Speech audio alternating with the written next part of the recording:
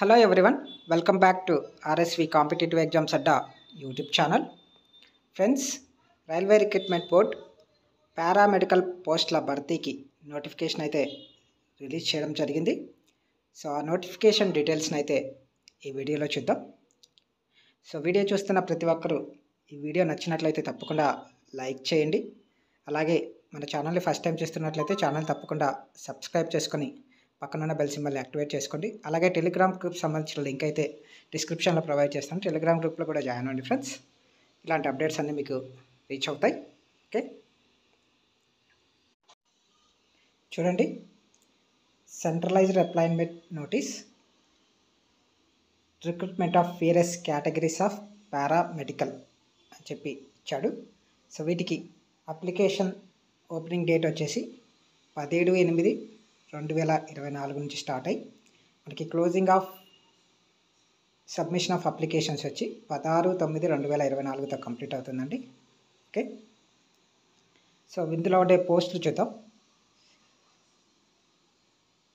Dietitian, nursing superintendent, audiologist and speech therapist, clinical psychologist, dental hygienist, dialysis technician, health and mineral inspector grade 3, laboratory superintendent, psychotherapist, occupational therapist, అలాగే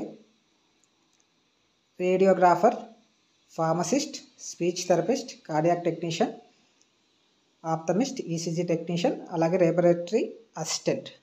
okay, ఇలా మనకి వివిధ రకాల paramedical పోస్టులు అయితే ఉన్నాయి. So వీటికి సంబంధించి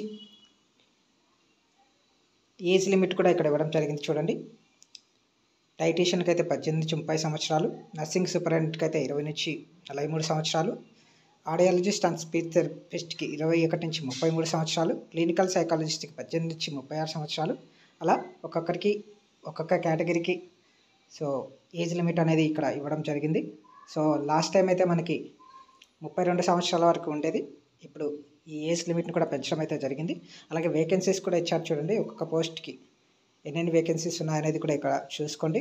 డైటీషియన్కి 5, నర్సింగ్ సూపరింటెండెంట్కి 713, ఆడియాలజిస్ట్ అండ్ స్పీచ్ థెరపిస్ట్కి 4, క్లినికల్ సైకాలజిస్ట్కి 7, డెంటల్ హైజినిస్ట్కి 3, డయాలసిస్ టెక్నీషియన్ 20, అలాగే health mineral inspector 126, perfusion laboratory superintendent 27, అలాగే ప్రొఫ్యూజనిస్ట్ 2, అలాగే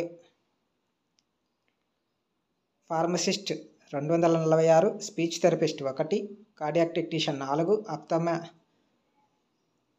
ఆప్థమిస్ట్ 4, EGC technician 13, laboratory assistant 34, field worker 19. టోటల్గా మనకి 1376 పోస్టులు అయితే ఉన్నాయండి.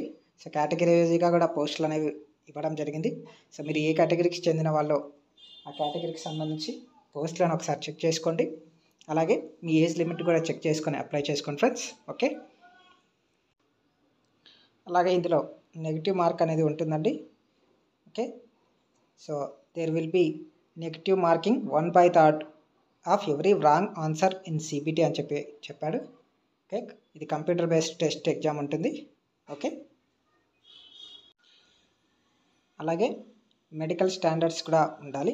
B1 స్టాండర్డ్స్ మెడికల్ స్టాండర్డ్స్కి వచ్చి so physically fit in all respects, C1 category కూడా అలాగే, C2 కేటగిరీ కూడా అలాగే. సో డిస్టెన్స్ విజన్ B1 వాళ్ళకి 6'9", 6/12 విత్ ఆర్ వితౌట్ గ్లాసెస్ ఉండాలి. అలాగే నియర్ విజన్ వచ్చేసి 0.6 to 0.6 with or without glasses when reading or closing work in required and must pass the test in colour vision. Okay, night vision and mesoscopic vision ఇవన్నీ ఫిజికల్గా ఫిట్నెస్గా ఉండాలండి apply చేసుకోవడానికి. Okay, అలాగే age లిమిట్లు కూడా ఇక్కడ ఇవ్వడం జరిగింది. చూడండి, సో 18 to 33 years, అలాగే 18 to 36 years, 19 to 36 years. Okay, అలా ఒక్కొక్క కేటగిరీకి సో ఏజ్ లిమిట్ అనేది ఉంది చూడండి. ఓకే, అలాగే సో ఎస్సీ క్యాండిడేట్స్కి 5 years ఏజ్ రిలాక్సేషన్ ఉందండి. అలాగే ఓబీసీ నాన్ క్రిమీ లేయర్ క్యాండిడేట్స్కి 3 years age relaxation. Okay, so అలాగే candidate who serving Group C and erstwhile Group D railway staff with minimum 3 years service as well as substitute with minimum 3 years service continues in broken spells in railways అని చెప్పి వాళ్ళకి reservation అనేది ఉందని చెప్పి ఇక్కడ ఇచ్చారు చూడండి. ఓకే, సో అలాగే ఎగ్జామినేషన్ ఫీజు గురించి కూడా ఇక్కడ ఇవ్వడం జరిగింది. For all candidates except category mentioned below serial number 2 out of this fees 500 rupees and amount 400 shall be refunded duly deducting bank charges on appearing CPT అని చెప్పించాడు. For candidates who belongs to SC, ST, ex-serviceman, PWT, female, transgender, minorities, economically backward classes, so వాళ్ళకి 250 rupees అనేది pay చేయవలసి ఉంటుంది. This fees 250 rupees shall be refunded duly deducting bank charges applicable for appearing CBT. So మీరు CBT test CBT టెస్ట్ని మీరు attempt చేస్తే మీకు so amount అనేది refund అవుతుందని చెప్పడం జరిగింది చూడండి. Okay, same railway recruitment board పెట్టే NTPC అలాగే RRB గ్రూప్ టీ పోస్టులకు ఎలా ఉంటుందో సేమ్ అలాగే ఉంటుందండి ఇది కూడా. ఓకే, సో వీటికి ఆన్లైన్ టెస్ట్ జరుగుతుంది, computer based examination. So 90 minutes duration ఉంటుంది ఫర్ 100 questions. ఓకే, అలాగే 120 minutes ఫర్ PWBD క్యాండిడేట్స్కి ఉంటుంది. సో సెక్షన్ వైజ్ మార్క్స్ ఉంటాయండి. So the selection wise number of questions and marks detail below అని చెప్పి ఇచ్చాడు. సో మీ ఏ కేటగిరీకి సంబంధించి ఉన్నారో ఆ కేటగిరీకి సంబంధించిన సబ్జెక్ట్సే ఉంటాయి. సో చూడండి, ప్రొఫెషనల్ ఎబిలిటీ అని చెప్పి ఇచ్చాడు.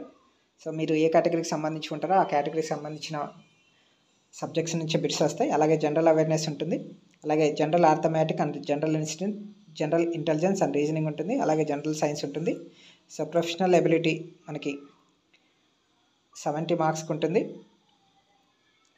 జనరల్ అవేర్నెస్ 10 మార్క్స్కి ఉంటుంది, ఆర్థమెటిక్ ఇంటెలిజెన్స్ అండ్ రీజనింగ్ వచ్చి 10 మార్క్స్కి ఉంటుంది, జనరల్ సైన్స్ 10 మార్క్స్కి ఉంటుంది. టోటల్గా మనకి 100 మార్క్స్కి ఎగ్జామినేషన్ అనేది కండక్ట్ చేస్తారు.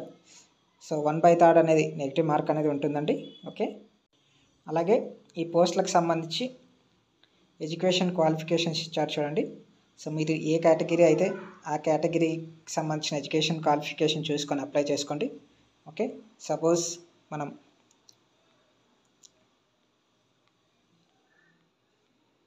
ఫార్మసిస్ట్ చూస్తే, సో చూడండి ఫార్మసిస్ట్ చూస్తే 10+2 science or its equivalent with diploma in pharmacy from recognised institution or registered pharmacy under the pharmacist act 1948 or bachelor degree in pharmacy from recognised university equivalent and registered as a pharmacist under pharmacy act 1948. అలా ఒక్కొక్క కేటగిరీకి so ఒక్కొక్క education qualification ఇవ్వడం జరిగింది.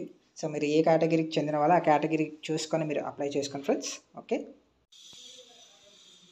అలాగే reason wise ఎన్ని పోస్టులు ఉన్నాయనేది కూడా ఇక్కడ ఇచ్చారు చూడండి. RRB సికింద్రాబాద్ చూస్తే, సో దీంట్లో హెల్త్ అండ్ మినరల్ ఇన్స్పెక్టర్కి సంబంధించి ఎన్ని పోస్టులు ఉన్నాయి, లేబొరేటరీ అసిస్టెంట్ ఎన్ని పోస్టులు ఉన్నాయి, ఫార్మసిస్ట్ ఎన్ని పోస్టులు ఉన్నాయి, రేడియోగ్రఫీ ఎక్స్రే టెక్నీషియన్కి ఎన్ని పోస్టులు ఉన్నాయి, నర్సింగ్ సూపరింటెండెంట్కి ఎన్ని పోస్టులు ఉన్నాయని చెప్పి ఇవ్వడం జరిగింది. సో ఈ RRB సికింద్రాబాద్లో ఈ కేటగిరీకి సంబంధించిన పోస్టులే ఉన్నాయి, ఈ కేటగిరీకి సంబంధించిన వేకెన్సీసే ఉన్నాయి. సో కాబట్టి చూసుకోండి.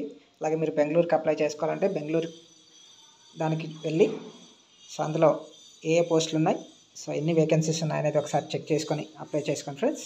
ఓకే, సో ఇవ్వండి వీటికి సంబంధించిన ఫుల్ ఇన్ఫర్మేషన్. వీడియో నచ్చినట్లయితే తప్పకుండా లైక్ చేసి షేర్ చేయండి ఫ్రెండ్స్. Thank you. చూడండి